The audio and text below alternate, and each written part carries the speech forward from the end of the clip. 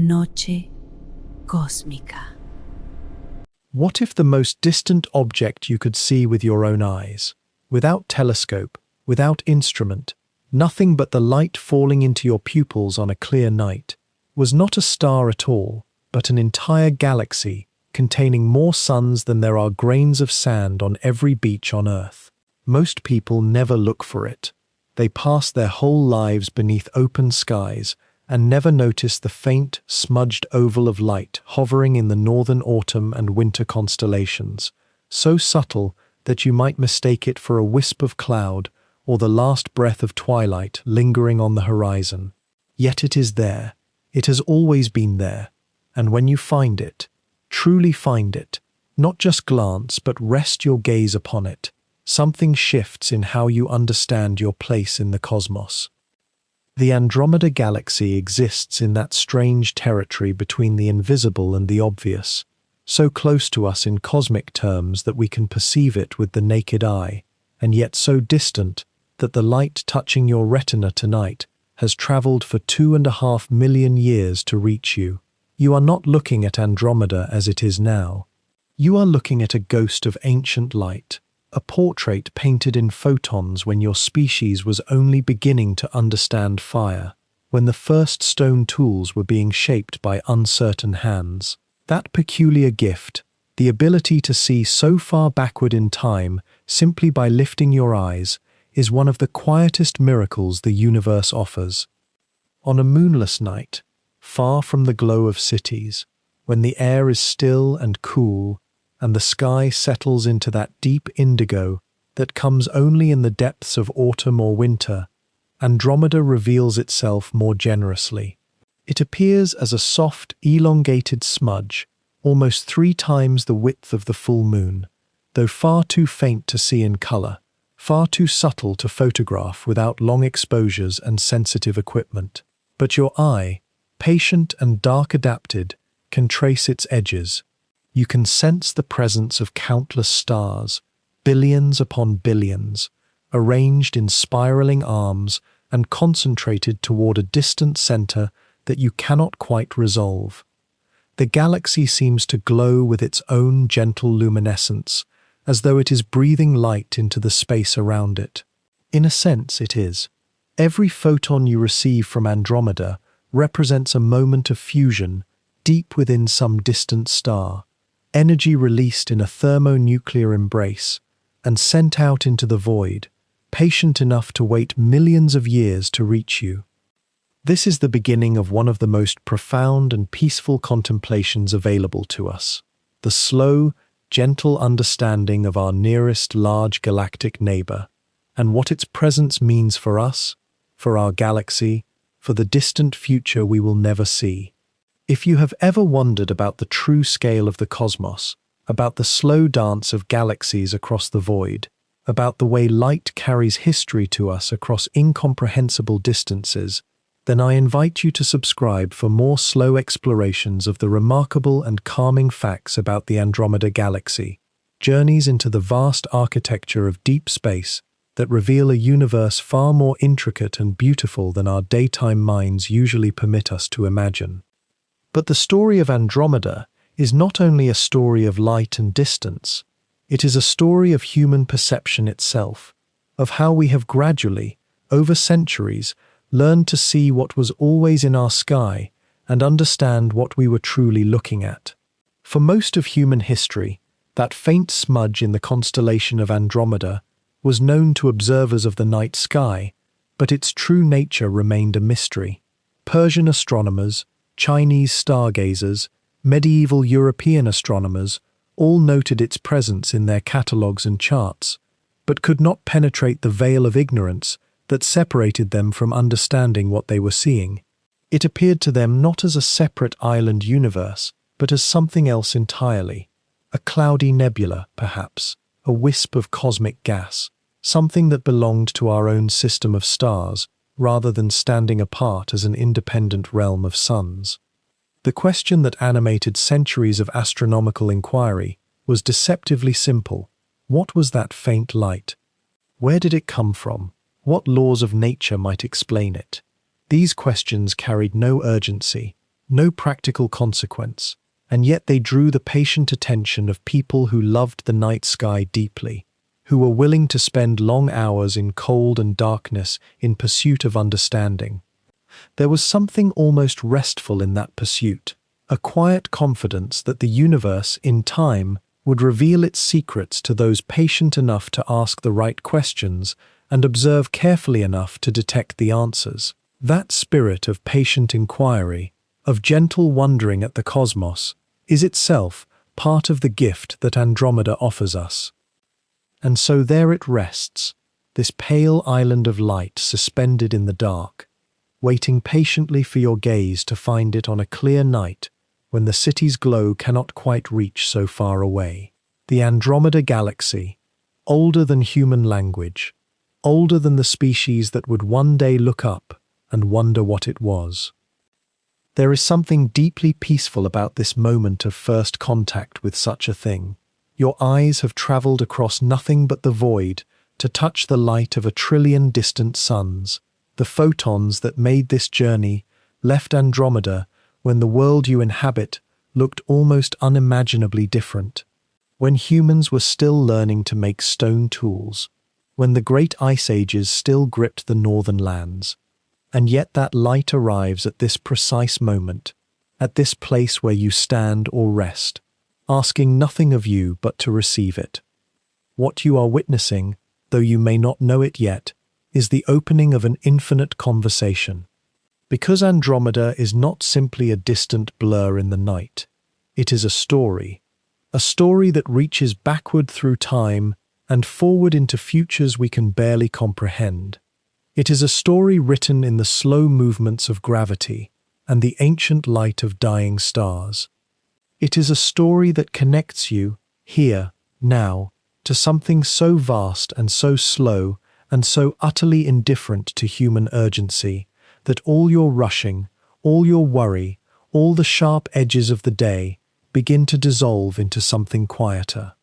If this gentle unfolding of cosmic scale interests you, if you find yourself drawn to these slow explorations of the universe's most calming mysteries, if you would like to return again and again to the companionable silence of deep space, where every answer opens a deeper question and every question feels like permission to rest a little longer, then consider subscribing for more unhurried journeys through Andromeda and the vast peaceful wonders that surround us in the darkness.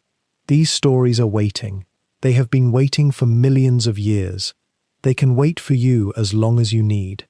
And now, as you breathe into this moment of stillness, let us travel backward through time itself. We step through the centuries, past the telescopes and the theories and the urgent questions of modern astronomy, all the way back to a night in ancient Persia, perhaps 1,000 years ago, when a man named Al-Sufi looked up at this same smudge of light and became, as far as we know, the first human being to write down what he saw. 1,000 years ago, on a clear night somewhere in the Persian lands, a man named Abd al-Rahman al-Sufi stood beneath the same stars you might find yourself gazing at now, and he noticed something that would quietly reshape how humanity understood the cosmos. He did not know, of course, that he was witnessing something extraordinary. He simply saw it, recorded it, and in that simple act of observation, became the first human being to document in writing what we now know as the Andromeda Galaxy. Al-Sufi was a careful observer, the kind of astronomer who would spend his evenings methodically cataloguing the night sky, mapping the fixed stars and the patterns that moved between them.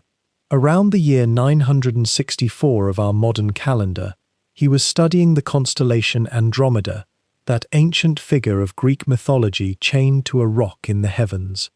And in that region of the night sky, he noticed what he called a small cloud, or perhaps more poetically, a pale smudge, something that seemed to belong neither to the bright pinprick stars nor to the empty darkness between them. What was this thing he had seen? It was not bright enough to draw casual attention, not unless you knew exactly where to look, and you knew how to be patient with what the darkness showed you. This is perhaps why no one before him, or at least no one we have any written record of, had bothered to note its existence. The Greeks knew the stars well. They named the constellations. They tracked the planets through the zodiac. Yet this pale nebulous smudge escaped their notice in any document that survived. The Babylonians, those ancient sky watchers whose mathematical astronomy influenced all of European and Islamic tradition, left no mention of it that we can find. Perhaps they saw it and thought it unworthy of record. Perhaps it was simply easy to miss, easy to overlook, a thing that revealed itself only to those patient enough to truly see.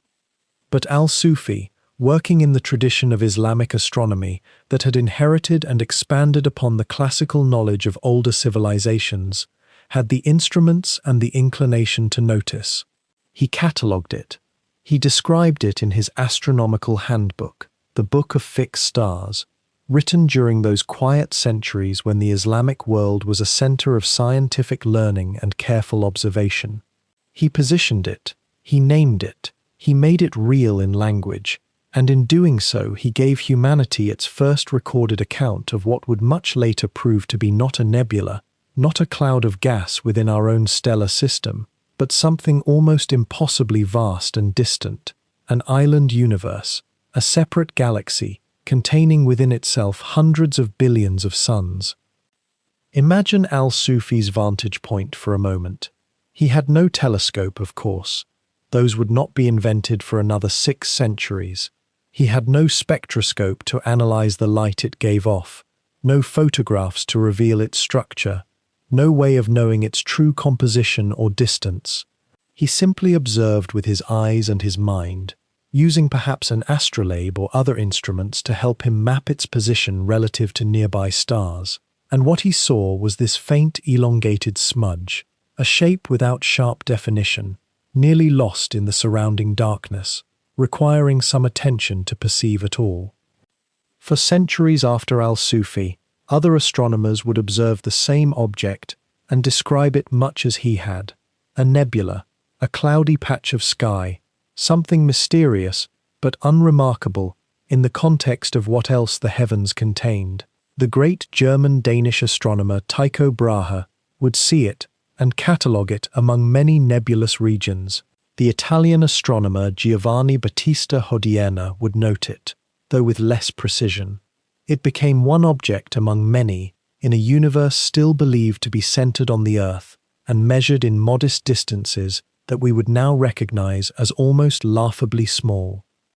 But here is something worth considering as you rest with this image. Al-Sufi was looking at something so distant, so light-years removed from our position in space, that the photons entering his eye on that clear Persian night had traveled for 2.5 million years to reach him. The light he saw was ancient beyond the scale of human history. It had been traveling since before the first humans walked upright on the African plains. It represented the appearance of that galaxy not as it was in al-Sufi's time, but as it had been millions and millions of years in the past. He was unknowingly looking backward through time itself, a truth that would not be fully grasped for many centuries after his observations. There is something quietly profound in that moment, the careful astronomer noting what his eyes could barely detect, unaware that he was the first to write down humanity's earliest documented glimpse of another galaxy entirely. He was not seeking the extraordinary. He was simply doing his work, recording what he observed, adding one more entry to his catalogue of the night. And yet, in that ordinary scholarly act, he was opening a doorway. He was writing the first words of a long, slow conversation between humanity and the cosmos that continues to this day. For centuries, that faint smudge of light remained something of a mystery, a puzzle that invited thoughtful minds to wonder what they were really looking at. In the medieval Islamic world and beyond, astronomers catalogued this cloudy patch as something they called a nebula, a word derived from the Latin for cloud. And that is precisely what it appeared to be through early telescopes, a diffuse, luminous mist suspended somewhere in the celestial void, beautiful in its own way, but tantalizingly difficult to understand. Was it a cloud of gas and dust within our own star system? Was it something closer to home, or impossibly distant? The honest answer, for a very long time, was simply that no one quite knew. As the 17th and 18th centuries unfolded, European natural philosophers began to develop more sophisticated theories about the nature of this nebula and others like it. The instruments improved, the observations grew more careful, and yet the fundamental questions only seemed to deepen. What was the true composition of these misty objects?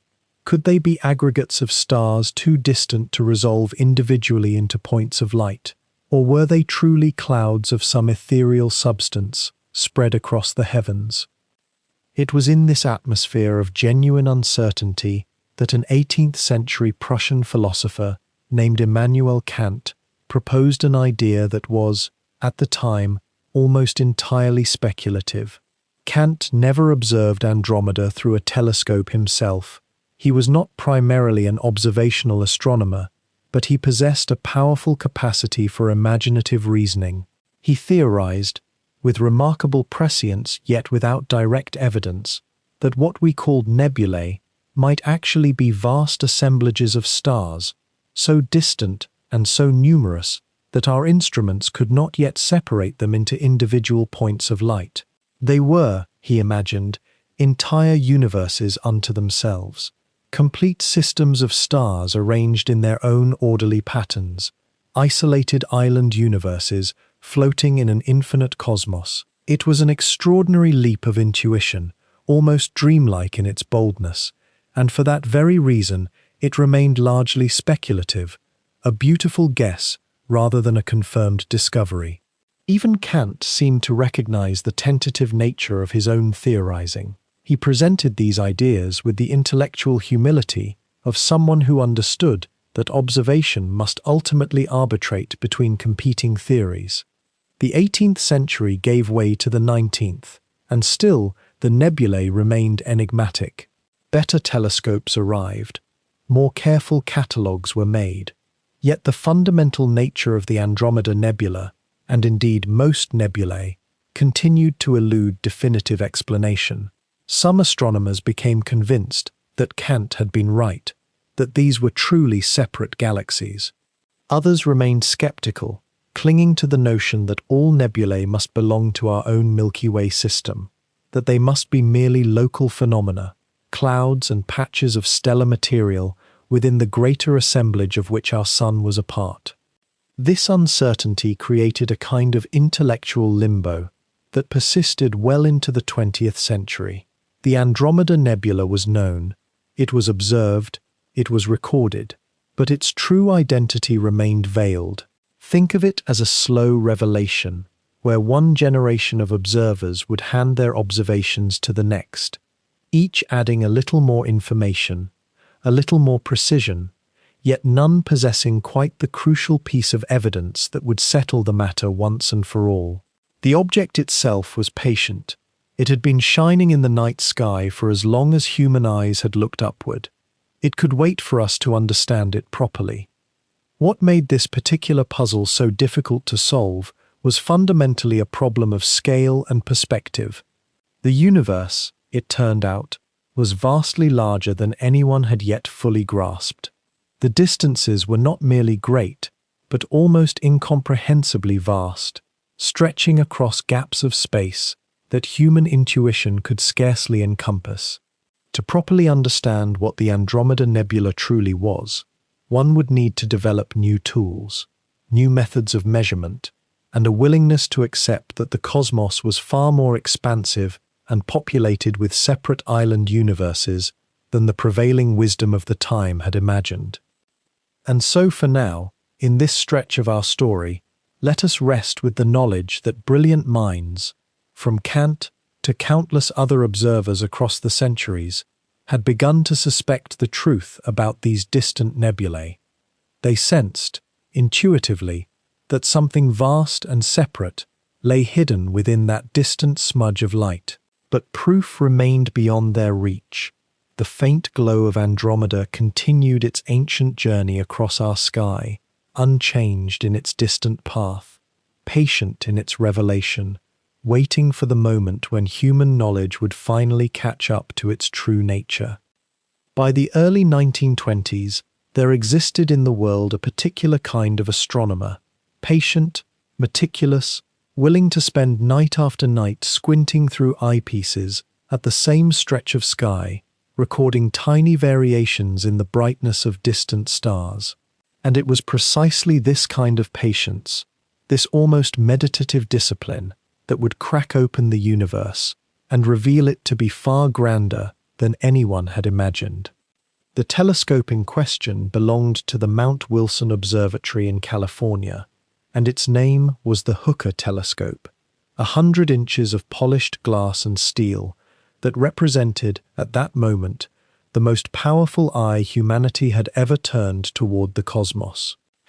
And on that instrument, night after night through the early part of that decade, a man named Edwin Hubble was searching for something very specific in the heart of the Andromeda Nebula.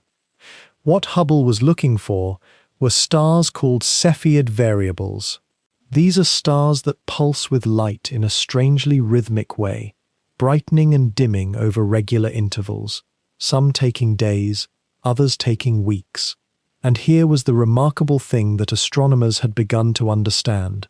There was a relationship between how long a Cepheid's pulsing cycle lasted and how intrinsically bright the star actually was. Longer periods meant the stars were more luminous. Shorter cycles meant they were dimmer. It was as if each star carried within itself a cosmic measuring stick, a hidden label that would tell anyone patient enough to read it exactly how far away that star truly was. You might think of a Cepheid variable as a cosmic lighthouse whose brightness you could measure, whose rhythm you could time, and from that rhythm alone, deduce how distant it must be to appear as bright as it does in your telescope. This principle had been painstakingly established by other astronomers in the years before, but no one had yet used it to look at the Andromeda Nebula with such systematic intent. Hubble found his Cepheids. He found them in the outer regions of Andromeda, those spiral arms that had seemed so soft and indistinct in earlier observations. And as he measured their brightnesses and timed their pulsations night after night, the distances began to resolve in his calculations. The numbers that emerged were impossible, or rather, they were only impossible if you believed what most astronomers of the era believed, that the Andromeda Nebula was part of our own galaxy, a mere cloud of gas and stars within the Milky Way's boundaries, because the distances Hubble was calculating were far too great for that to be true. If these Cepheid variables were where he thought they were, if the physics of their relationship between period and luminosity held true at such vast distances, then Andromeda could not be part of our galaxy at all. It had to be something else entirely. It had to be a separate island of stars, a galaxy unto itself, lying far beyond the boundaries of the Milky Way. It had to exist in the space between galaxies, a realm that most astronomers had not seriously considered could contain such objects. Hubble announced his findings in 1924, and the scientific world shifted on its axis. What had seemed to be a nebula, a cloudy thing, subsidiary and local, was revealed to be a gravitational island of perhaps 1 billion stars, separated from us by distances so profound that the light we were seeing had spent more than 2 million years traveling through the void. The very structure of reality, the arrangement of matter and distance in the cosmos, had suddenly become immeasurably larger, and there is something almost peaceful to contemplate in this moment. Here was a truth waiting to be discovered, hidden in the rhythm of pulsating stars. Here was a patient astronomer, night after night, measuring and calculating, allowing the universe itself to speak through numbers and light. The Cepheid variables were like a patient voice in the darkness, repeating their message at regular intervals, waiting for human attention and human understanding to finally arrive. Think about what it must have meant in that moment to realize that what you had been observing your entire life, this smudge of light in the autumn sky, this object that had captivated astronomers for centuries, that had been drawn and described and debated, was not a cloud within your cosmic home, but a sister structure far away. The psychological shift must have been profound. The universe had not grown larger. Rather, human understanding of it had finally expanded to match its true dimensions. Now, there exists a certain kind of distance that the human mind struggles to hold steady. We know intellectually that Andromeda lies 2.5 million light-years away, and yet that number tends to slip through our fingers like water, leaving only a vague sense of farness without true comprehension. Let us sit with that number for a moment, turning it over slowly, feeling its weight settle into the quiet of your awareness. 2.5 million light-years means this. Light, the fastest thing we know, the thing that seems to arrive instantly in our everyday world, takes 2.5 million years to cross the space between that galaxy and ours. When that faint smudge of light departed from Andromeda's stars, your species had not yet learned to make tools. There were no humans watching the night sky in Africa. There were only early hominids, learning to walk upright, beginning their long journey toward consciousness and wonder. The light traveled and traveled, crossing the void in silence, passing through countless empty gulfs of space where nothing at all existed to receive it. And then, in the last few hundred years, in the blink of a cosmic eye, it arrived at your eyes. This means something profound, though it may take time for its truth to settle into you. When you look at Andromeda on a clear night, that faint oval of light brushing your vision, you are not seeing the galaxy as it is now. You are seeing it as it was 2.5 million years ago. The light you receive is ancient. The stars you perceive have already lived out portions of their lives. Some may have burned out. Others may have flared into brilliant supernovae, their deaths already written into history, while their deaths still travel toward you in the form of photons crossing the darkness. What does this mean for Andromeda in the present moment? It means we do not know. It means that while you rest here, in this quiet night, Andromeda continues its journey through space, continues its slow spiral, continues its existence in a state we cannot witness. Our knowledge of it is always a memory. Our relationship to it is always a conversation held across time itself. We are, in a sense, speaking to Andromeda's past. We are listening to its ancient light. The distance itself has a texture to it when you really think about it. 2.5 million light-years is not merely a number. It is a measure of isolation.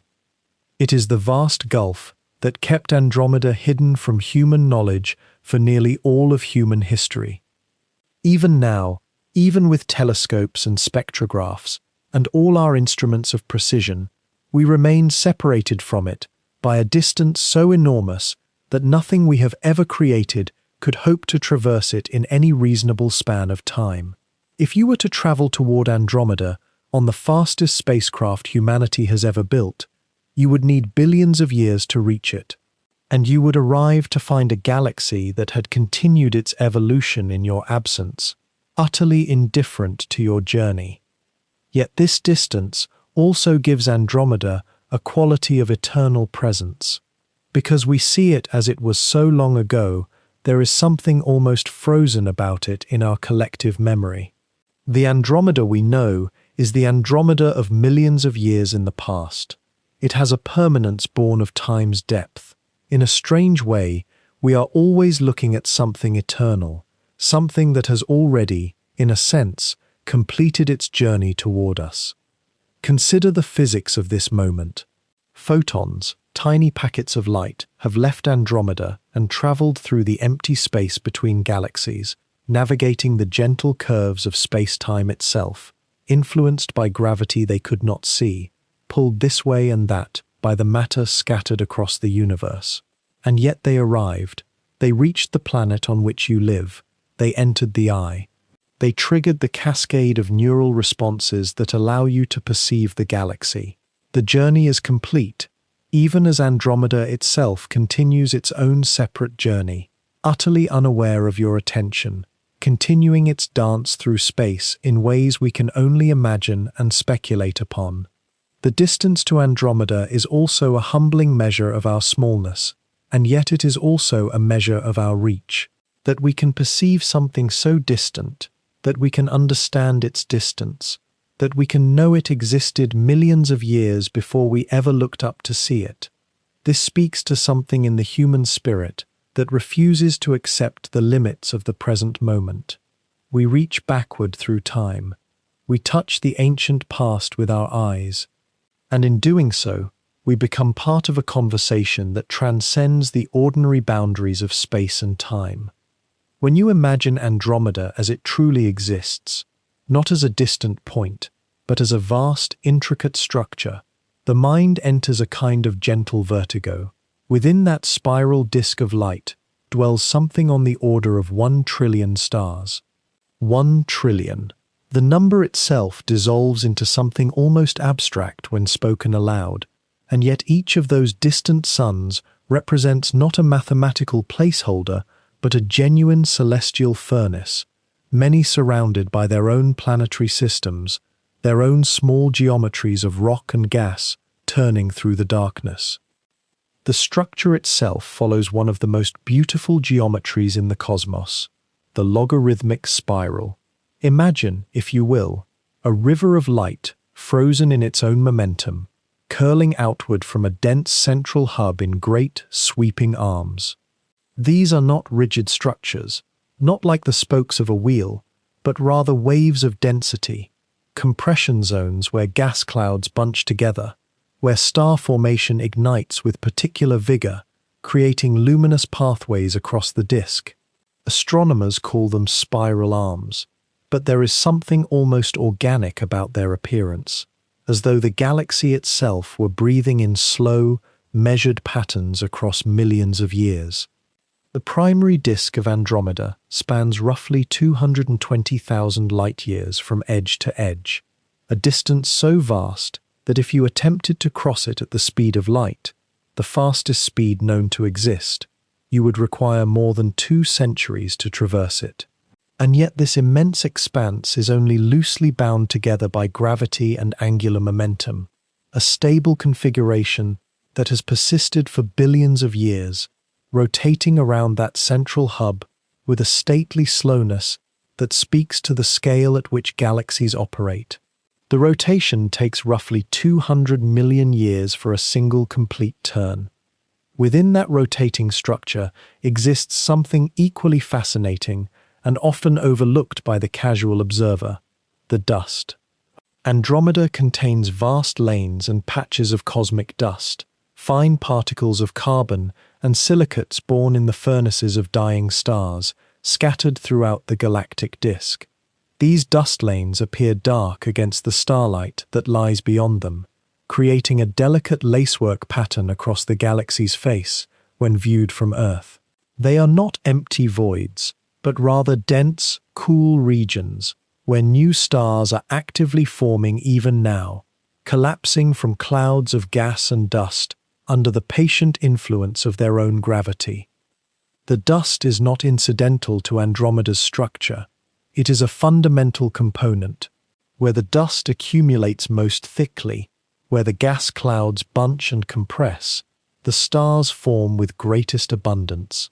The spiral arms themselves can be understood partly as density waves moving through the galactic disk, waves that compress the interstellar medium as they pass, triggering cascades of stellar birth. The stars born in these regions live out their lives along the spiral structure, eventually drifting away as the disk rotates, only to be replaced by younger stellar generations ignited by the next passage of the density wave. The central regions of Andromeda grow steadily brighter and denser as one's gaze draws inward toward the nucleus. The spiral arms become more tightly wound, the stellar population more densely packed, the distribution of light more concentrated. This central bulge, or galactic bulge, contains not only an enormous concentration of older stars, but also the supermassive black hole at the galaxy's very heart, a region of such profound gravity that even the most extraordinary densities of ordinary matter pale by comparison. Yet from our remote vantage point, that central darkness is invisible to us.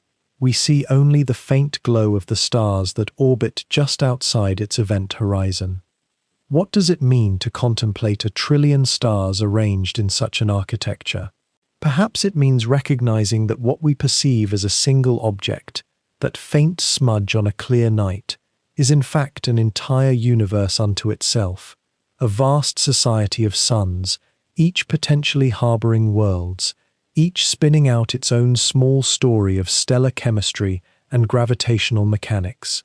The light you receive from Andromeda tonight, reflected gently into your consciousness, has traveled from 2.5 million light-years away, passing through the emptiness of intergalactic space, carrying with it the aggregate radiance of 1,000,000,000,000 distant furnaces.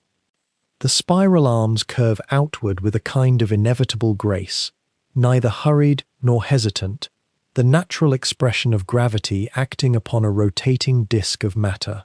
They are not perfect mathematical curves.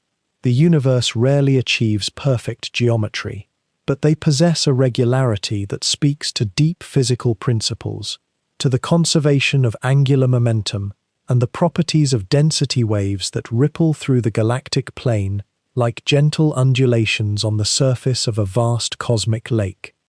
Each star in those arms, each brilliant point of hydrogen and helium, burning through its own slow sequence of nuclear transformations, contributes to that unified image of light we perceive across the sky. Together, they create the slow visual poetry of Andromeda's structure, a poetry written not in words or even in human languages, but in the fundamental language of light and gravity, in the ancient dialogue between matter and the forces that shape it across scales almost beyond comprehension. And yet, beneath all that radiant spiral beauty, the dazzling arms of gold and blue, the dark lanes of dust threading through like brushstrokes, there exists something far more profound and far more silent, something that shapes every single star you see and cannot itself be seen at all. Around Andromeda, enveloping it like an invisible ocean, there exists what astronomers call a halo of dark matter. This is not darkness in the sense of absence of light, but rather a form of matter so fundamentally different from the atoms that make up stars and planets and you and me, that it neither emits, absorbs, nor reflects light in any detectable way. It simply exists, it pulls, it shapes, and it remains, for now, unknowable in its deepest nature. The discovery of this invisible mass came gradually, almost reluctantly, through careful observation of motion itself. When astronomers measured how quickly stars at the outer edges of Andromeda were rotating around its center, they encountered something troubling. The stars were moving far too quickly. By all the mathematics of gravity they understood, the same laws that guide planets around the sun, those outer stars should have been moving more slowly, or they should have flown away entirely into the darkness of space. Yet they remained, held in place by something that had no presence but unmistakable influence. The calculations suggested that Andromeda contained perhaps 6 times more mass than could be accounted for by all its visible stars, all its nebulae, all its dust and gas. Where was this missing mass? The answer, slowly and thoughtfully developed by physicists and astronomers through the latter half of the 20th century, pointed towards something entirely beyond the visible universe: dark matter, a halo extending far beyond the spiral disk itself, reaching outward to distances that would dwarf even the outer stars, invisible and patient. Think about what this means for a moment. When you gaze upon that smudge of light in the distant sky, when you focus your eyes on Andromeda and trace its spiral arms, you are seeing only the brightest, most luminous part of something vastly larger. The galaxy you observe is like the foam on a great wave. The wave itself, the true mass that shapes and holds and governs the motion of all that visible light, remains entirely hidden from view. The halo of dark matter around Andromeda is thought to extend perhaps 200,000 light-years outward from its center, far beyond the reach of even its outermost stars. Within that vast sphere of invisible matter, the spiral disk spins, the stars orbit, the satellite galaxies drift in their careful paths, and yet no light bounces from it. No spectroscope can identify its chemical composition. No telescope, no matter how powerful, can reveal its structure directly. We know it is there only because we can measure its effects, the way one might know of wind only by watching how it moves the leaves of a tree. Some of this dark matter may consist of ordinary atoms that have simply been too cold and too sparse to form luminous objects. Planets, perhaps, or cold stellar remnants drifting in the deep cold of space. But most of it, scientists believe, comprises something far stranger still. Weakly interacting particles that pass through ordinary matter almost as if it were not there at all. Particles that may never have been created in any star, that may predate even the formation of Andromeda itself, that may have existed since the earliest moments of the universe, flowing through space in a vast invisible current. There is something deeply humbling in this notion. For millennia, humans looked up at the sky and saw stars and light and assumed they were seeing the universe, and in a real sense they were. But they were also seeing only a small fraction of what actually exists. The universe, it turns out, is mostly invisible. Most of the matter that shapes and governs the motion of all visible things cannot be perceived by human eyes or any human instrument we have yet devised. The dark matter halo of Andromeda may hold within it the key to understanding not just this distant galaxy, but the very structure of space itself. It may tell us something fundamental about the nature of matter and energy, about the conditions in the moments after the Big Bang, when the universe was so hot and dense that the distinction between different forms of matter dissolved entirely. It waits there, invisible and patient, containing secrets that science has not yet learned to read. And still the galaxy spins on. Still its trillion visible stars trace their paths through that invisible ocean, held in place by forces that science cannot yet name with certainty, constrained by a presence that light cannot reveal. The dark matter halo asks a quiet question that each generation of astronomers inherits from the last. What is the universe actually made of? What lies beneath the visible? What vast invisible architecture supports all the beauty we can see? For now, there is only observation, measurement, calculation, and a deepening sense of mystery. The dark matter of Andromeda remains one of the profound unknowns, a reminder that the universe is always vaster, always stranger, always more full of hidden depths than the light alone can show us. And yet, for all its incomprehensible solitude, Andromeda is never truly alone. In the deep space surrounding this vast spiral galaxy, orbiting in the invisible geometry of its gravitational field, move two smaller galaxies that have become bound to it across unimaginable spans of time.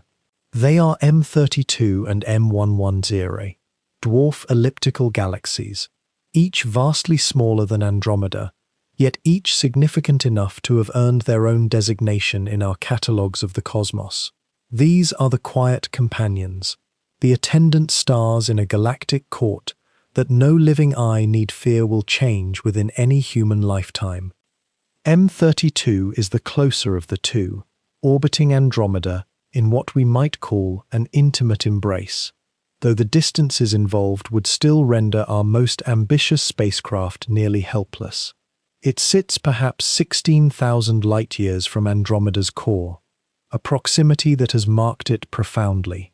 Unlike its larger neighbor, M32 is not spiral.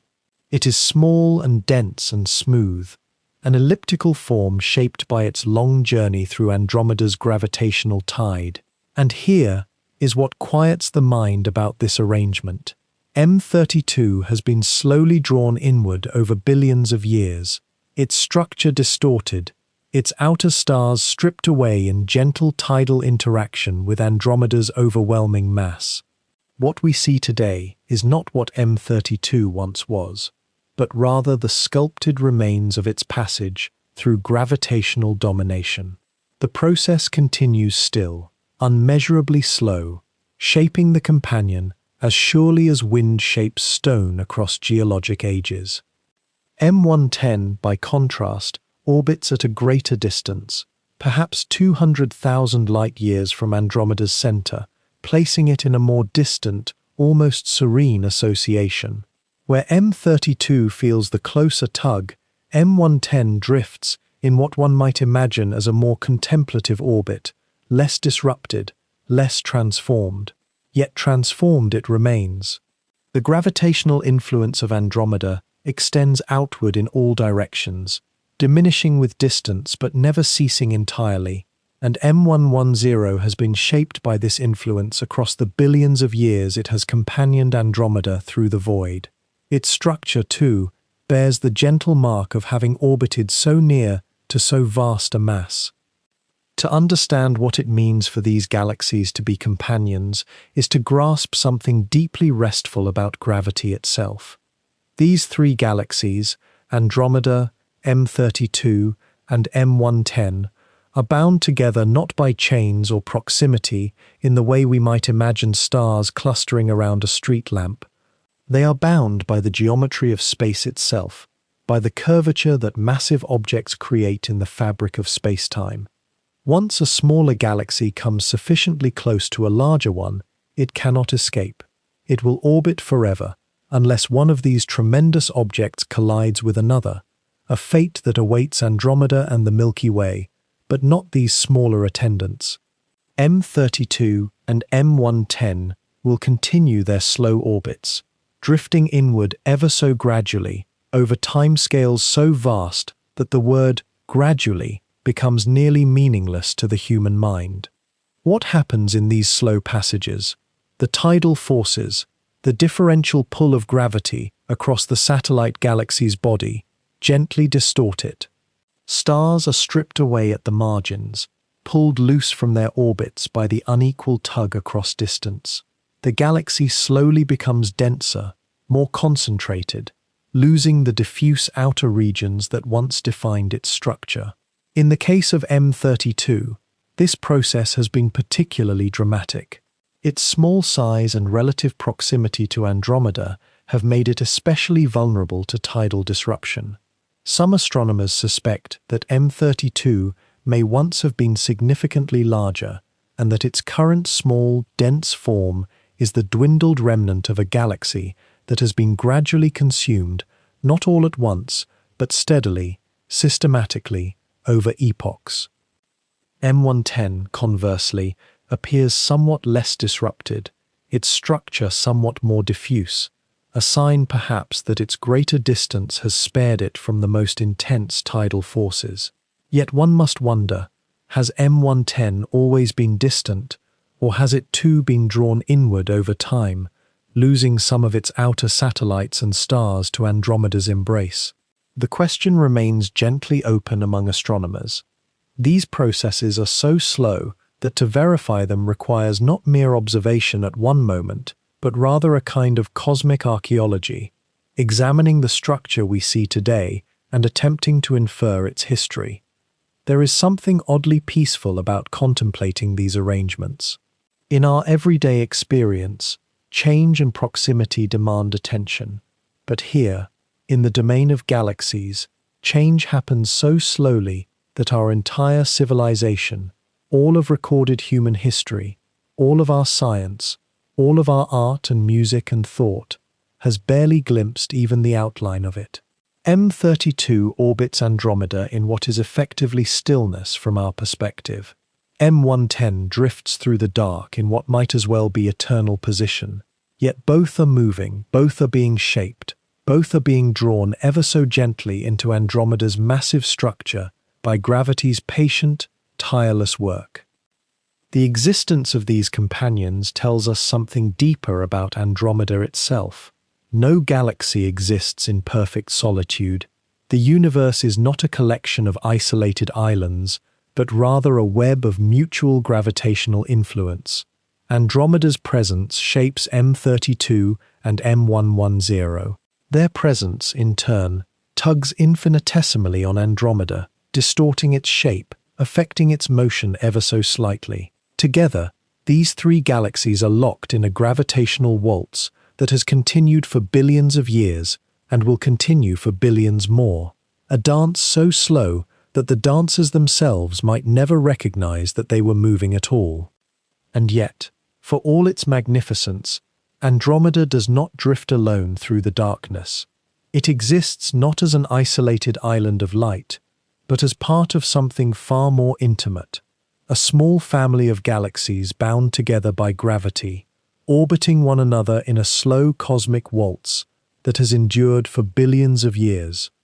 This family, known to astronomers as the Local Group, contains roughly 80 galaxies of varying sizes, though only a handful of them are substantial enough to hold our attention as we contemplate the heavens above. Andromeda and the Milky Way, our own galaxy, are the two largest members of this group, like two elder siblings in a household of distant cousins and younger kin.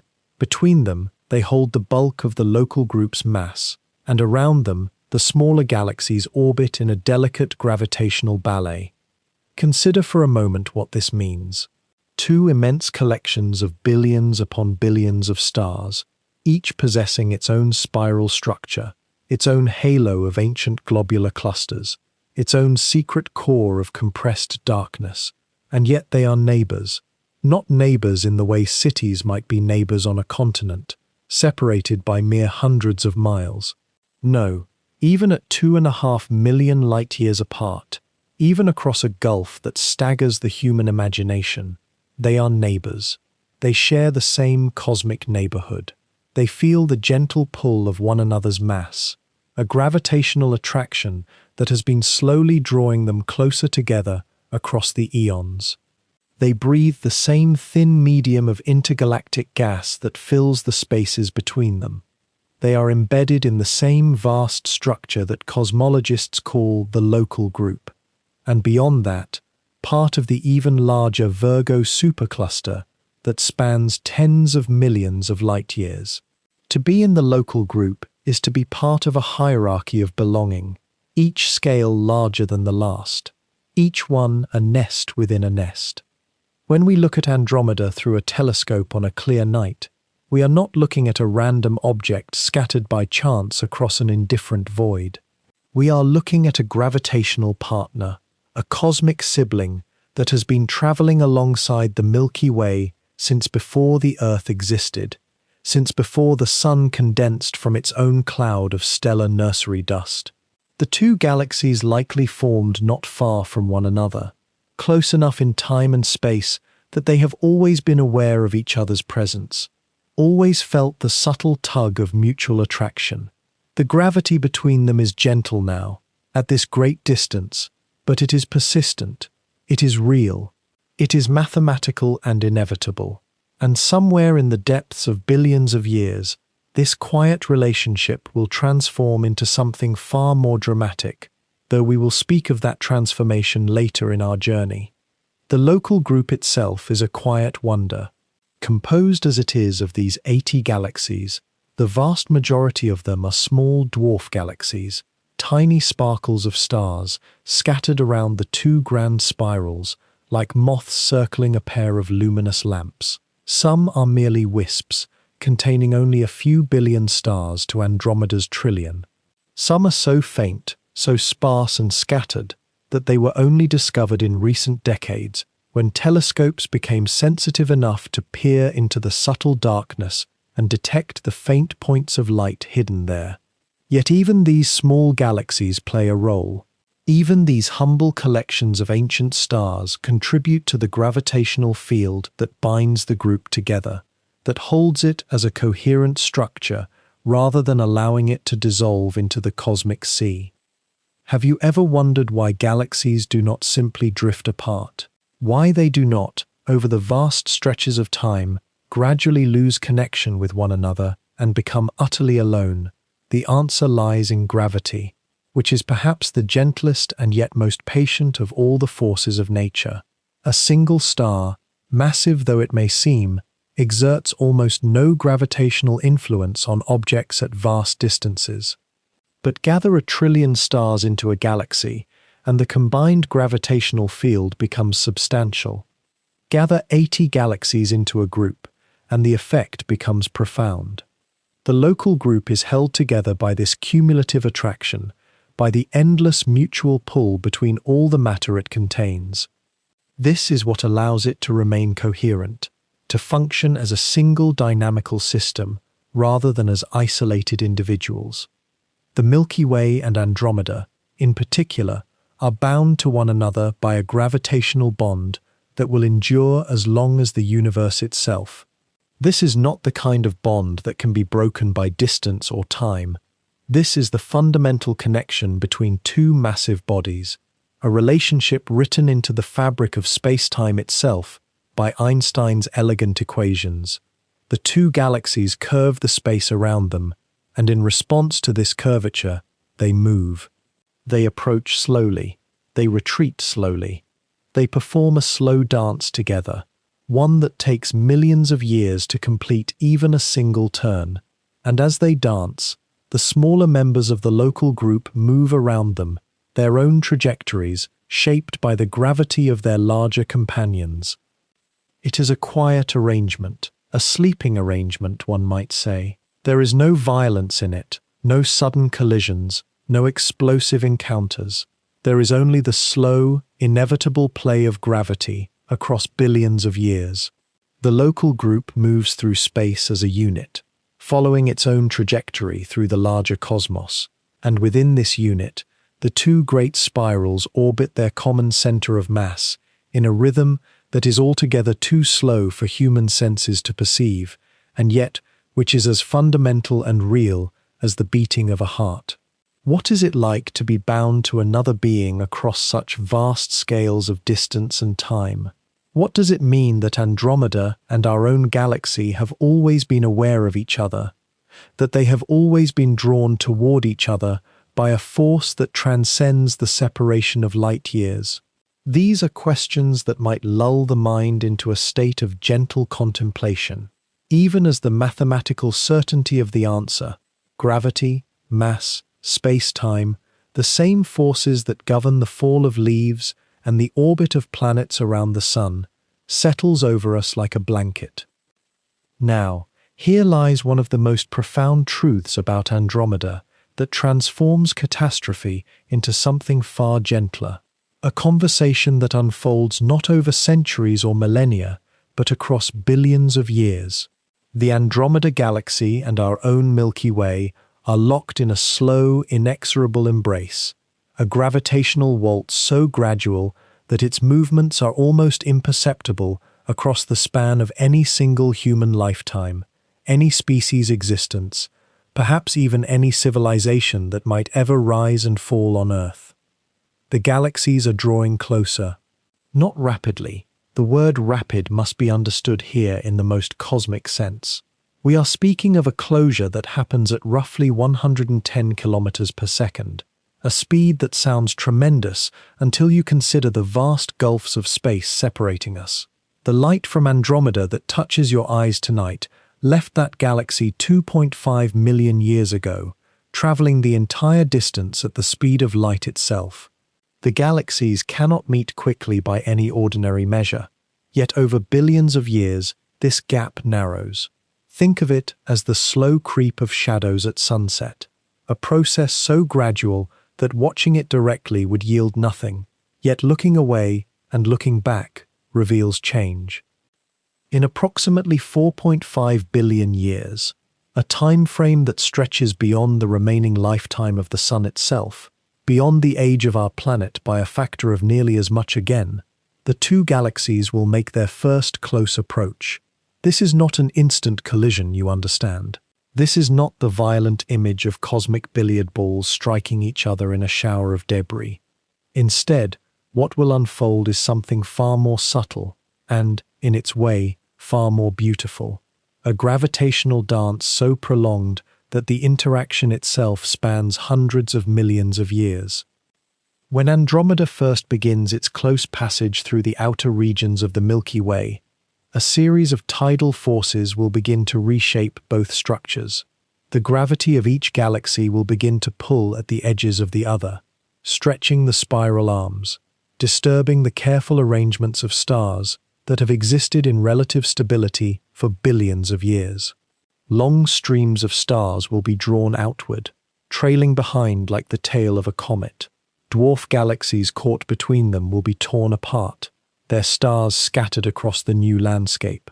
And yet, for the observer on some far distant world still circling some surviving star, these changes would appear glacial, almost imperceptible over the span of millions of years. What makes this process not catastrophic, but rather a slow convergence, is the sheer emptiness of space itself. Even with 1 trillion stars in Andromeda and several hundred billion in the Milky Way, the space between them is so vast that direct collisions between individual stars are extraordinarily unlikely. The stars are, in a sense, so small and so far apart that two galaxies can pass through one another, almost like two clouds drifting through the same air.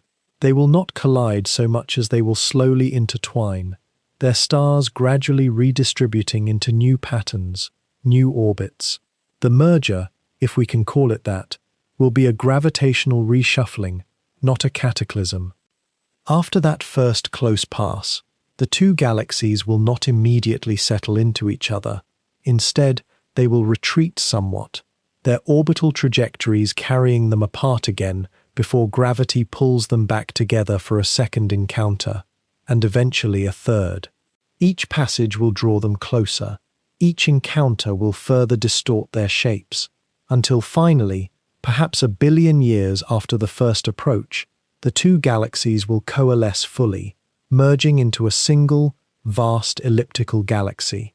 This new entity will bear little resemblance to either of its parent galaxies. The neat spiral arms will be gone, replaced by the more chaotic structure of an elliptical form, and it will circle slowly around the common center of mass that formed between them. Consider for a moment what this means.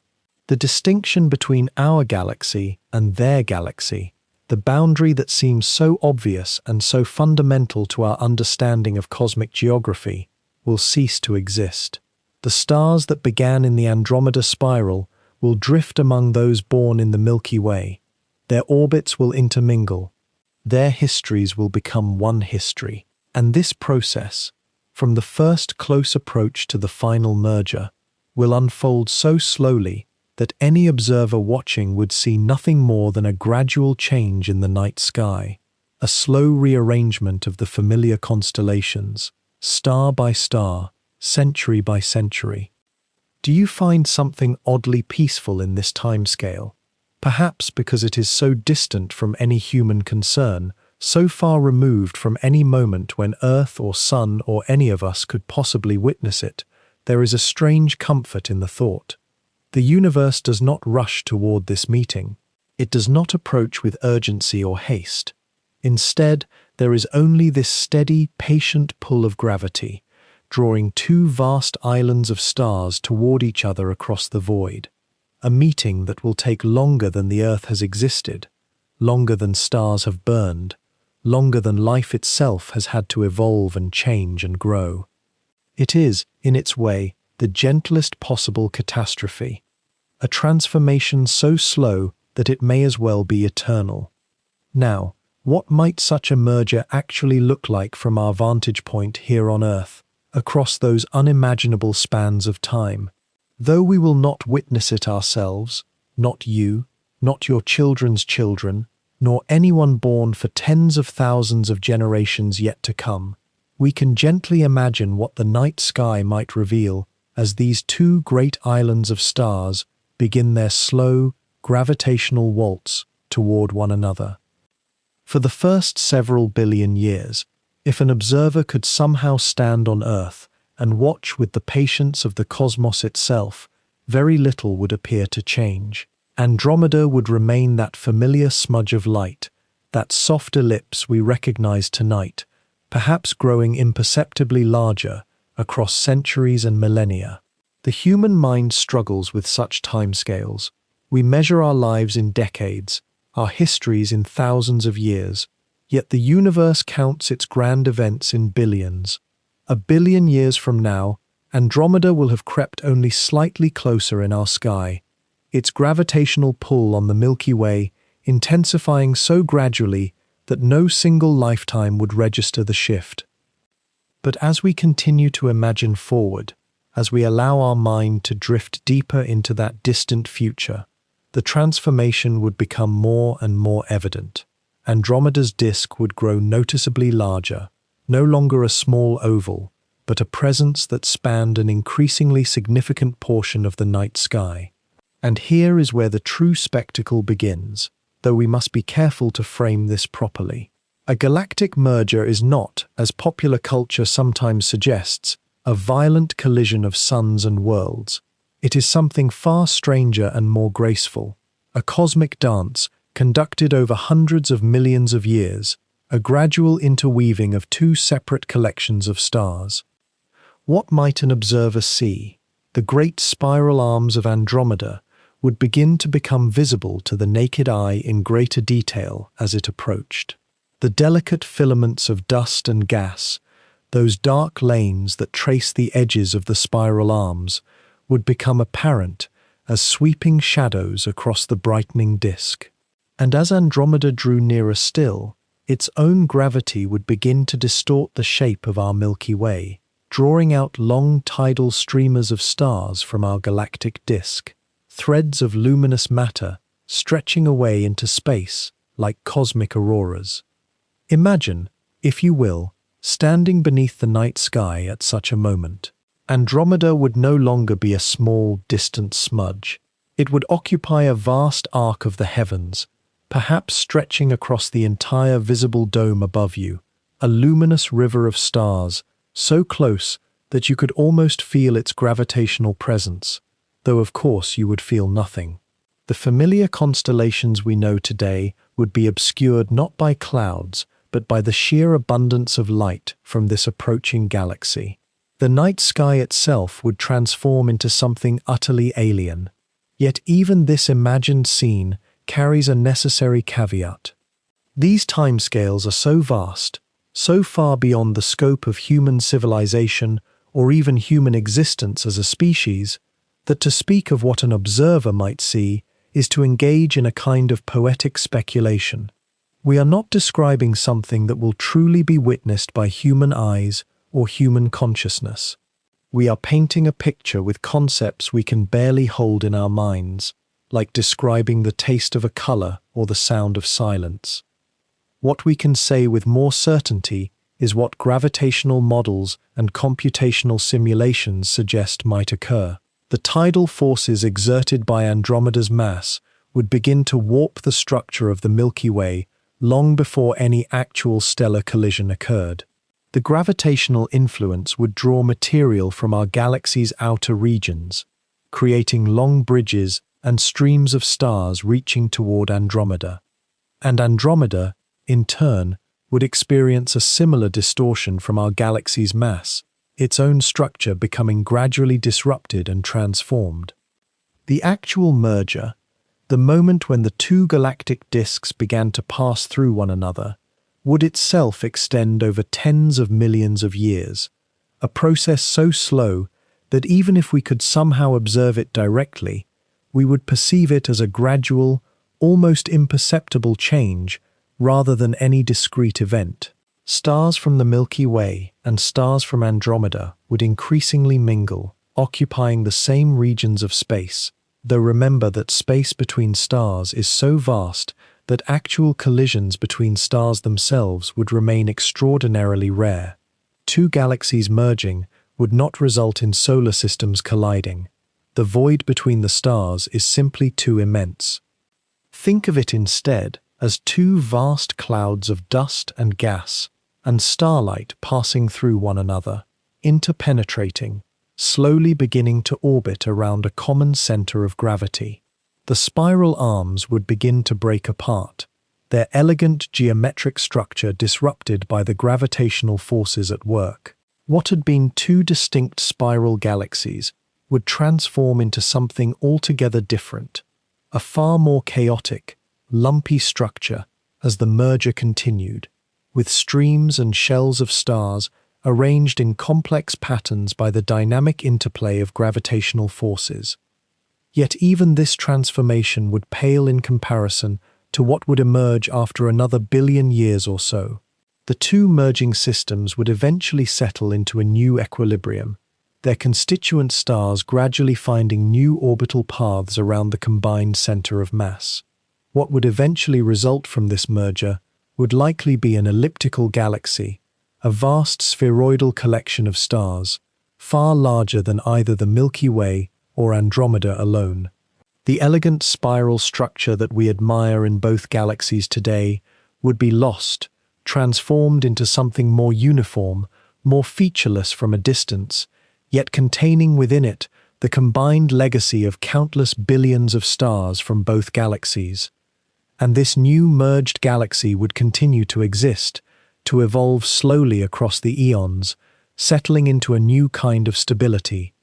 The night sky of Earth, if Earth still existed, if life had somehow persisted through such cosmic upheaval, which is itself the most speculative notion of all, would see neither the Milky Way nor Andromeda as separate entities anymore, but rather one vast, perhaps somewhat diffuse structure filling much of the sky.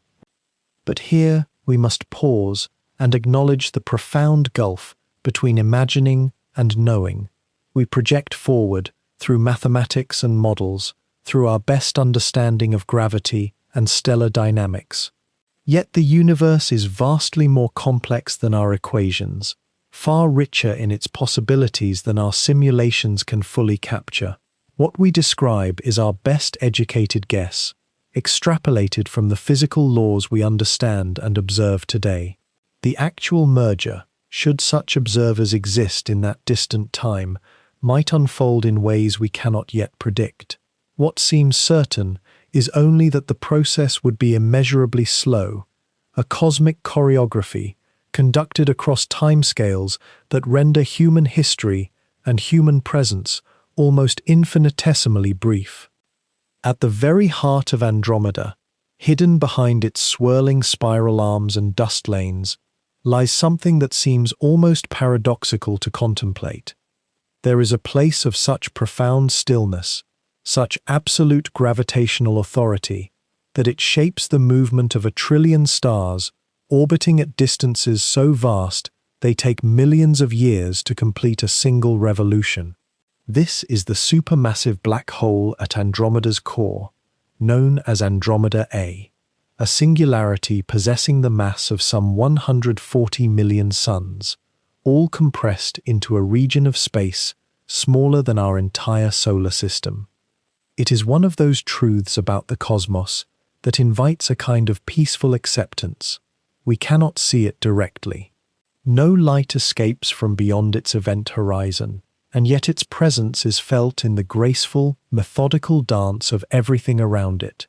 The stars in Andromeda's nucleus move in orbits dictated by this invisible giant, their trajectories mapped and measured by astronomers using the Doppler shift of their light and the precise timing of their celestial waltz. When you think about what lies at the center of such an immense island of light and matter, there is something strangely calming about recognizing that for billions of years, this black hole has simply been there, quietly anchoring its galaxy, neither growing nor shrinking at any dramatic pace. It is stable, it is old, and in its own way, it is serene. The process by which such a black hole came to exist at Andromeda's center remains an open question in astronomy, though the consensus suggests that supermassive black holes and the galaxies they inhabit co-evolve together, growing in tandem through some mechanism not yet fully understood. It is possible that in the distant past, when Andromeda was young and the universe was still settling into its middle age, gas and stellar remnants spiraled into the gravitational well at its center, feeding the black hole and causing it to expand. Or perhaps, and this is speculation we must hold lightly, multiple smaller black holes merged over cosmic time to form the colossus we observe today. What we do know is that Andromeda's central black hole is relatively quiet compared to many others. It is not a particularly active consumer. It is not sending out dramatic jets of radiation across millions of light years. Instead, it sits in a state of profound dormancy, occasionally capturing a star or a cloud of gas that wanders too close, but for the most part maintaining an almost monastic stillness at the heart of its galaxy. There is something meditative about this image, the idea of a region so stable, so locked in equilibrium, that it has endured essentially unchanged for billions of years. The gravitational field around the black hole warps space-time so severely that the very meaning of distance and direction becomes strange and counterintuitive near the event horizon. The passage of time itself moves differently there than it does out here among the spiral arms and star clusters. A clock positioned near the black hole would tick more slowly than a clock far away, a phenomenon called gravitational time dilation that Einstein's theory of relativity predicted and that modern observation has confirmed. One might pause and wonder what it would mean, aesthetically or spiritually, to be near such a place. But of course, the conditions would be utterly inhospitable. The radiation and particle storms that result from material heating as it approaches the black hole would obliterate any conceivable observer long before arrival. And yet we can contemplate it from a distance. We can allow the thought to settle into our minds without urgency. Around Andromeda's central black hole, there exists a region called the nuclear bulge, a dense concentration of older, reddish stars packed into a volume of space perhaps 10,000 light-years across, though that measurement itself is imprecise, depending on exactly where one decides the bulge ends and the disk of spiral arms begins. Within this region, stellar densities are far higher than out in the arms where Earth's own solar system would be located if we were part of Andromeda. Stars there are not distant, isolated points of light separated by the vast gulfs of space that characterize our galactic neighborhood. Instead, they are relatively close neighbors, close enough that if one were to somehow exist on a planet orbiting one of those central stars, the night sky would be crowded with the glow of countless other suns. Whether such planets could harbor anything resembling life seems unlikely, given the intense radiation and gravitational stresses, but the image invites a moment of quiet reflection. These central regions of Andromeda represent something ancient and stable, a gravitational haven that has sheltered dense stellar populations for eons. The black hole itself, despite its fearsome reputation, is ultimately a region of law and order. Its gravity follows the elegant mathematics of general relativity perfectly. Nothing escapes its pull once past the event horizon, which means nothing is lost chaotically. Everything that falls in is accounted for. There is a kind of terrible grace in that. As we observe Andromeda through our most powerful telescopes, trained on its nucleus, we gather photons that have traveled from that ancient, still region to reach our instruments. These photons tell us about the orbits of stars, about the distribution of gas and dust, about the infrared radiation signatures of stellar populations. From these clues, astronomers have built a picture of Andromeda's core that is remarkably detailed, despite the fact that we can never actually see the black hole itself. The center of Andromeda remains, in a very real sense, unknowable in its most fundamental aspects. It is hidden not just by distance, but by the very laws of physics that govern how light and information behave near such extreme concentrations of mass and gravity. Perhaps there is peace in that mystery, in recognizing that there are places in the universe that will remain beyond direct observation, that will resist human understanding even as our science grows ever more sophisticated. The black hole at Andromeda's heart continues its ancient work, unbothered by our theorizing, holding its galaxy in a gravitational embrace that will persist for timescales so vast that the very stars around it will seem to barely move at all, measured against the lifespan of the cosmos itself. The story of Andromeda did not end when Hubble revealed it as a separate galaxy. Instead, that revelation opened a door to asking ever more refined questions about what this ancient island of stars actually looks like when we train our most sophisticated instruments upon it. The Hubble Space Telescope, launched into orbit in 1989, has spent decades collecting light from Andromeda's distant regions, and what it discovered was both humbling and deeply calming in its complexity. When you look at images taken by Hubble, particularly the sweeping photographs that stitch together hundreds of individual observations into one seamless portrait, you are gazing at something that no human eye has ever seen directly.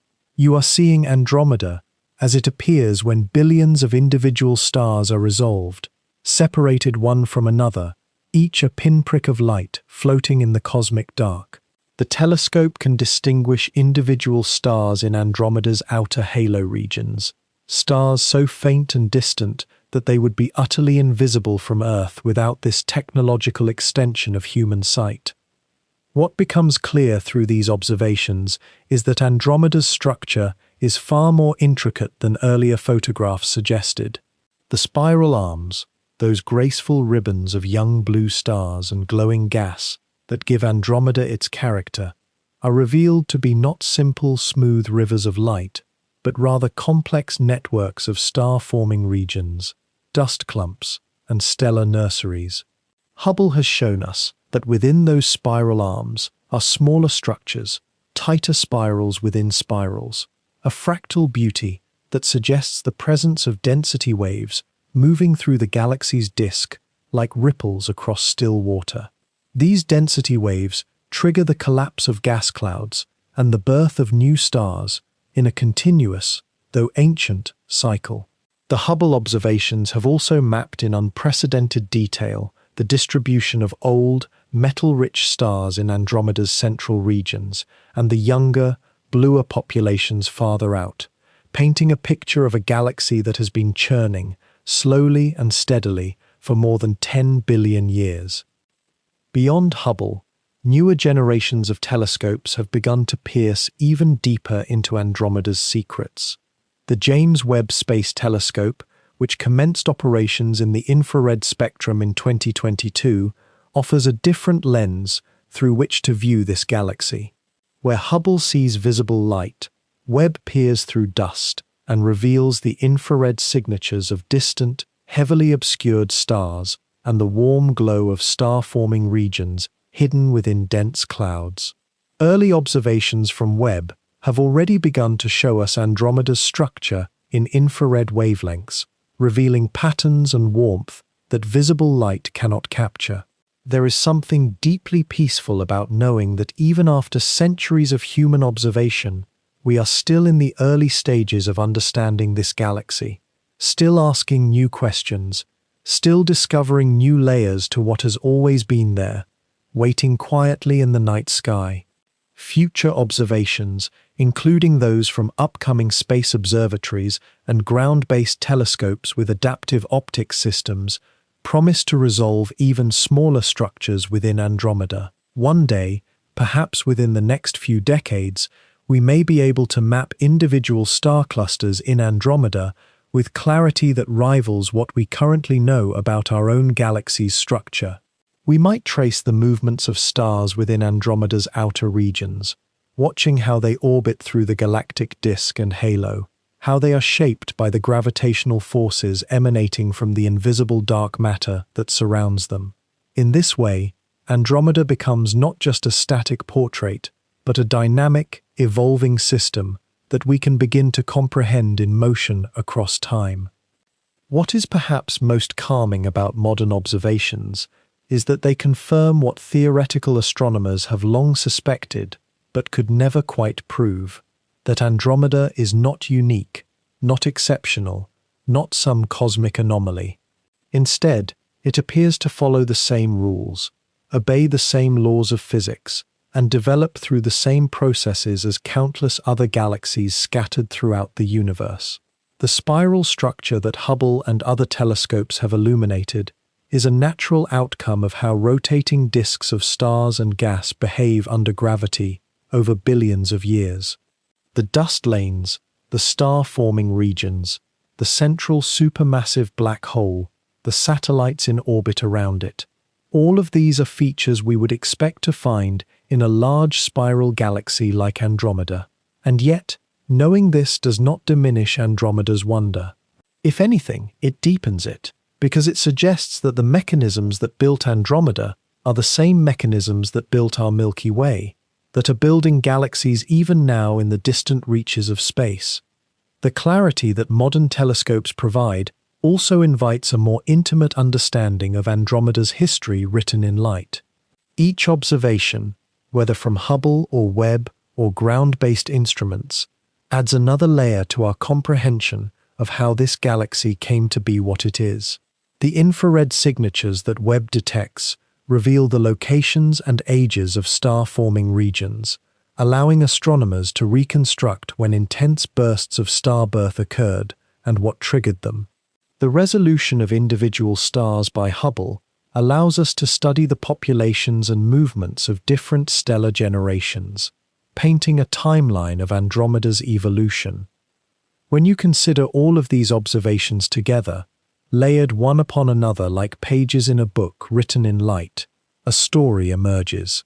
It is a story of a galaxy that has been slowly, steadily building itself for more than 10 billion years, creating stars, nurturing planetary systems, perhaps somewhere hosting life, all while drifting through the cosmic dark, awaiting the distant dance with our own galaxy that is still billions of years away. The clarity we gain from modern observations does not make this story less mysterious. It makes it deeper, more textured, more real. There is something deeply settling about realizing that when we gaze upon Andromeda, we are not simply observing a distant wonder, but rather something closer to a cosmic reflection.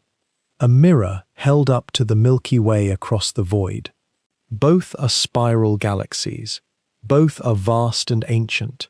Both harbor at their centers profound gravitational mysteries in the form of supermassive black holes.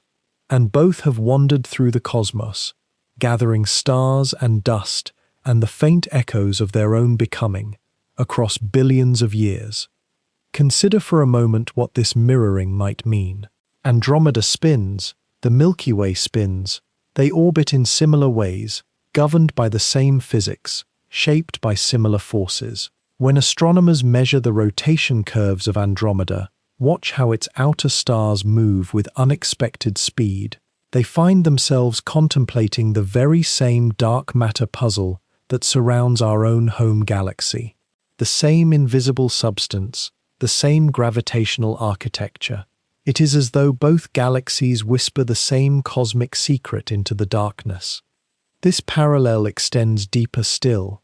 Andromeda, like our own galaxy, was not born in isolation. It too was shaped by collisions and mergers. Its history is written in the disrupted streams of stars still visible to modern telescopes, the remnants of smaller galaxies that spiraled inward and were folded into its growing mass. And we know that our own Milky Way carries similar scars. We too are a gallery of ancient collisions, a palimpsest of smaller worlds assembled into one vast whole. Two galaxies, both built from the fragments of others, both carrying the records of their tumultuous pasts in the very structure of their spirals and the distribution of their stars. What does it mean to recognize ourselves in Andromeda? Perhaps it suggests something profound about the universality of cosmic processes. If we understand Andromeda, we understand ourselves. When we study how its dust lanes bend and its spiral arms organize matter into graceful patterns, We are learning the grammar of galaxy formation itself. The same patterns emerge in both because they are born from the same underlying rules, the same mathematics, the same physics operating across incomprehensible distances and unimaginable timescales. There is a quieting thought in this recognition. We are not unique. Our galaxy, for all its beauty and complexity, is one voice in a vast chorus. Andromeda sings a similar song. And somewhere, in galaxies beyond even our telescopic reach, other spiral forms are turning. Other stars are being born and dying. Other dark matter halos are cradling visible light in their invisible embrace. All of them following the same cosmic choreography. All of them expressions of the same fundamental laws. And yet there is also something intimate about this mirroring. Andromeda is our closest large galactic neighbor. Of all the galaxies we can see, it is the one most like us in scale and structure. In some profound sense, Andromeda is what we might become if we could step outside ourselves and view our own galaxy with fresh eyes. It is not quite the same, of course. Andromeda is slightly larger, its central black hole somewhat more massive. Its star formation history diverged from ours in subtle but measurable ways. And yet the resemblance holds. The fundamental template is shared. This invites a quiet contemplation. As we peer across those 2.5 million light-years to Andromeda, we are looking at a kind of elder sibling in the cosmic family. Not identical, but recognizable. Born from similar origins in the early universe, shaped by similar processes, following a similar arc of stellar birth and death and slow accumulation. And we wonder if we could observe Andromeda not as it is now, but as it was then, tracing backward through time to the moment both it and we were young galaxies, still forming, still learning the patterns of spiral structure. What might we see reflected in that ancient light? The physicist sees in Andromeda a laboratory, a place to test theories about how galaxies evolve, about the nature of dark matter, about the stability of spiral arms and the feeding habits of central black holes. But the contemplative observer finds something else, a companionship across the void, a reminder that the cosmos is not a collection of isolated islands, but a web of relationship and similarity and shared origin. Both galaxies drift through space on nearly intersecting paths. Both are members of the local group, that small cluster of galaxies bound together by gravity, orbiting a common center of mass. And in billions of years, they will meet and merge, not as some catastrophic collision, but as a slow waltz, two immense structures spiraling closer and closer until they become one. What that merged galaxy will be called, what its structure will ultimately resemble, remains a question for future astronomers to contemplate. But it will be born from the union of two mirrors, two forms that have gazed at one another across the cosmic night for all of recorded history and beyond. There is something settling in understanding that we are not alone in our galactic form and origin, that somewhere out there, Andromeda continues its slow rotation, its stars being born in dust and dying in fire, governed by the same invisible forces that govern us. That we are, in essence, conversations between twins, two galaxies speaking in the language of gravity and light, each recognizing in the other a reflection of home. And as we sit beneath that night sky and trace the faint form of Andromeda with our eyes, we are not merely observing distant starlight. We are witnessing a kind of cosmic kinship, a reminder that the universe is not hostile and unknowable, but patterned and familiar, governed by laws that appear again and again, in form after form, across all the distances that space contains. And so when we draw together all these threads of discovery and observation and time itself, we find ourselves holding something remarkable in our minds. A single, unbroken thread stretching across more than 1,000 years of human knowing. 1,000 years. It began in the mind of an astronomer named Al-Sufi, whose eyes found in a desert night sky what may have been the first human gaze upon another galaxy, though he could not have known what he was truly seeing. He saw a small nebulosity, a cloudy patch in the autumn sky, and he recorded it with quiet precision. That moment, that single night of observation, marks a kind of genesis in human consciousness. The moment we first noticed, though we did not understand, the existence of something vast beyond our own starry home. Centuries unfolded in stillness.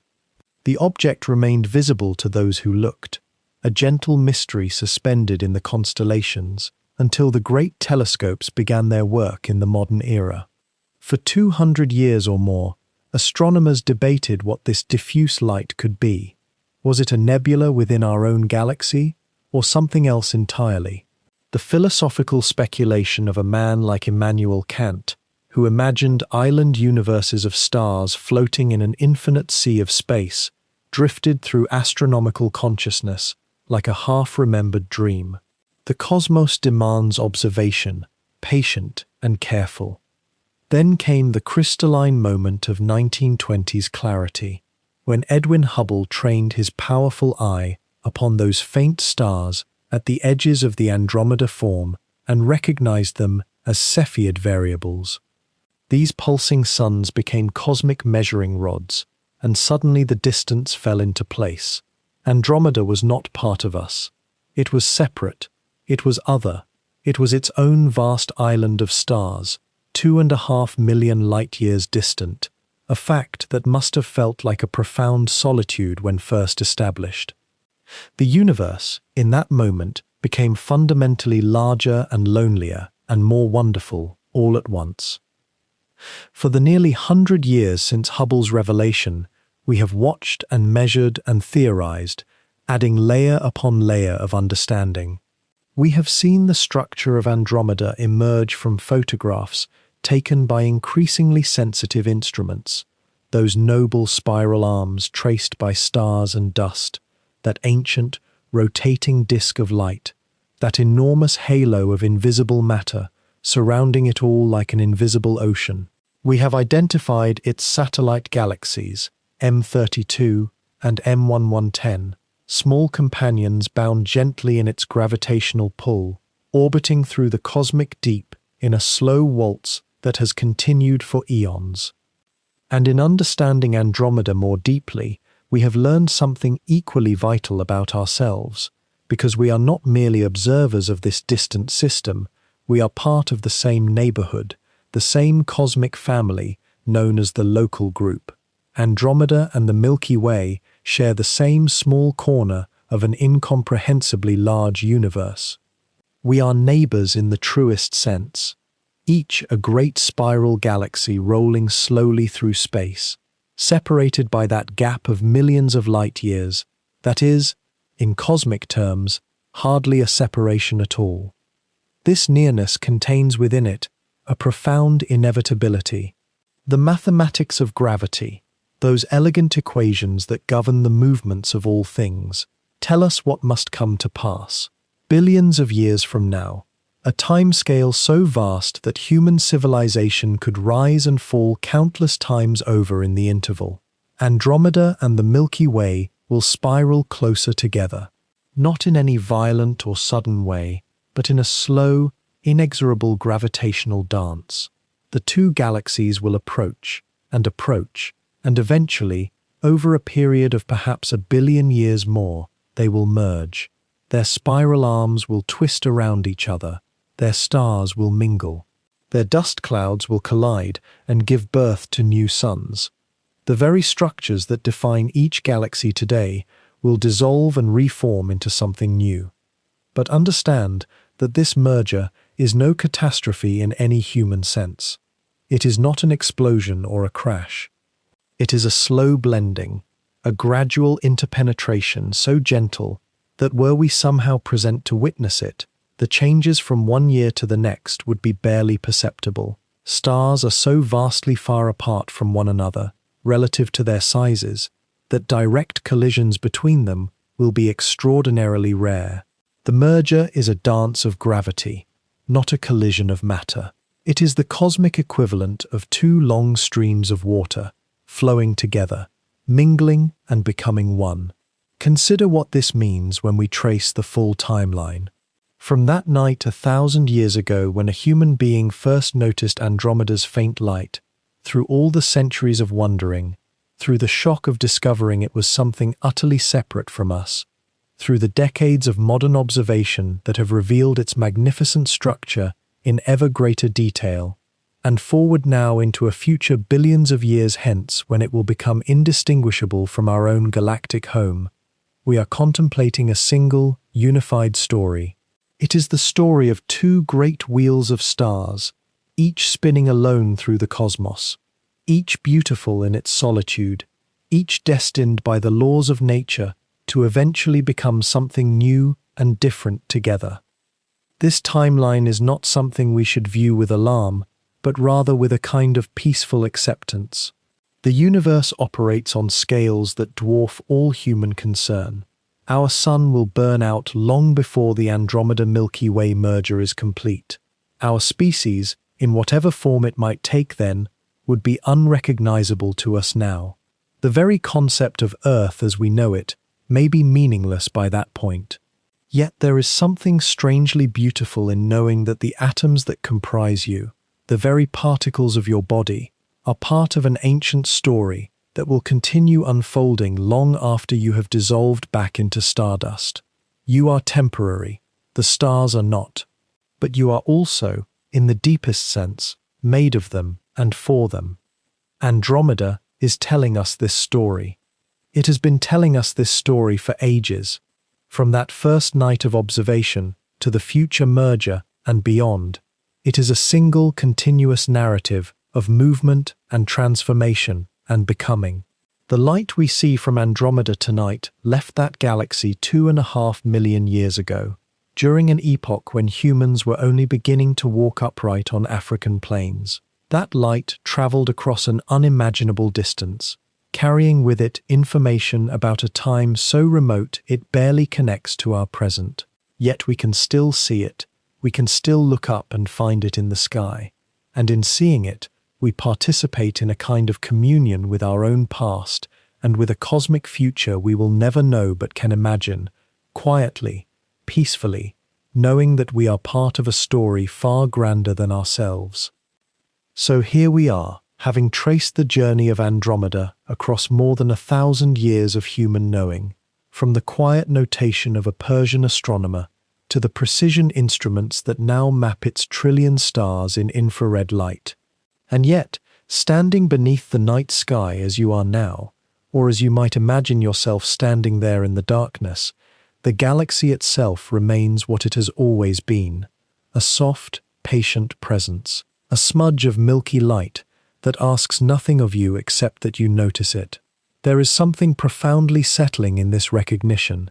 All of those facts, all of that vast machinery of spiral arms and dark matter, the supermassive black hole turning silently at its center, the smaller galaxies orbiting like moths drawn to a flame they cannot escape. All of it is happening right now, has been happening for billions of years, and will continue long after you and I have become dust. And in the face of that time span, that cosmic indifference, there is an unexpected peace. Think of what it means that when you look at Andromeda, you are not seeing it as it is in this moment. You are seeing it as it was 2.5 million years ago, before your ancestors walked upright on the African savanna, before fire was discovered, before language itself had solidified into meaning. That light was already traveling toward us. It passed through the emptiness of the universe, through clouds of interstellar dust, through the solar winds and the gentle gravity wells of countless invisible bodies, all to reach your eye on this particular night. And there is no urgency in that journey. Time moves differently when you measure it in light years. What seems like an instantaneous sight is actually the culmination of millions of years of patient motion. The galaxy itself, too, is in no rush. It moves toward us, yes, and we toward it. But the merger that will one day occur if it occurs as physics now suggests, will take billions of years to complete. It is not a collision waiting to happen. It is a slow waltz, choreographed by gravity, paced by the rhythm of stars being born and dying, and the patient accumulation of time itself. By the time that merger draws near, the sun will have long since exhausted its fuel. The solar system will be unrecognizable, and yet the dance will continue, indifferent to what becomes of us, as beautiful and inevitable as the turning of a wheel so large that no single observer could see its edge. What draws you to look up at the night sky on any given evening? Is it the desire to understand what is out there, or is it something quieter, a pull toward vastness, toward the reminder that you are small, and that this smallness is not a diminishment but a kind of freedom? When you know that you are standing on a planet, orbiting an ordinary star in a galaxy of hundreds of billions of stars, all of which is moving through space alongside another galaxy of comparable grandeur, the everyday troubles that fill a waking mind seem to soften. They do not disappear, but they settle into a different proportion. They become what they truly are, the concerns of a creature who is here for only a moment in an unfathomably long story. Andromeda has been watching Earth for all of this time. Its light has fallen on oceans and mountains, on the first human settlements, on the rise of civilizations and their falls, on each person who has ever looked up and wondered. It was there when you were born. It will be there when you close your eyes to sleep tonight. And in some sense, looking at it is like looking back at yourself, a reflection not in a mirror, but in time itself. We are made of the same stardust that makes Andromeda, the iron in your blood, the calcium in your bones, the carbon that forms the basis of every cell in your body. All of it was forged in the furnaces of stars, either in the Milky Way or in some other galaxy whose light we will never see. You are not separate from Andromeda. You are a part of the same story. The night sky does not demand that you understand it completely. It only asks that you look, and in looking, to let the vastness settle over you like a blanket. There is no judgment in the stars. There is no expectation. There is only the slow, patient motion of light and gravity, the gradual cooling of the universe, the quiet persistence of matter and energy in their endless conversation across the void. Andromeda is not going anywhere. It will be there tomorrow night, and the night after that, visible to the naked eye if the sky is dark enough and your eyes are patient enough to find it. And each time you see it, you are seeing something that is both profoundly ancient and intimately present. Let your breathing slow. Let your mind settle into the image of that distant galaxy, that river of light flowing silently through the darkness. There is nothing you need to do, nowhere you need to go. You are here, in this moment, on this small world, looking out at a universe that is vast beyond measure, and yet somehow, in this particular instant, entirely yours to contemplate. The stars are not asking questions. They are simply shining, as they have always shone, and as they will continue to shine long after everything you know has transformed into something new. The darkness around you is not empty.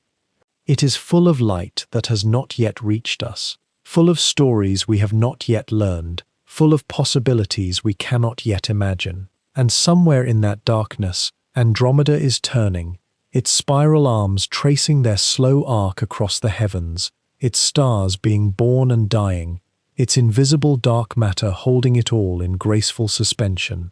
It is a sight that has calmed human hearts for 1,000 years and more, and it is still there, still patient, still waiting for you to simply look and rest in the knowledge that some things are beautiful precisely because they are beyond our complete understanding.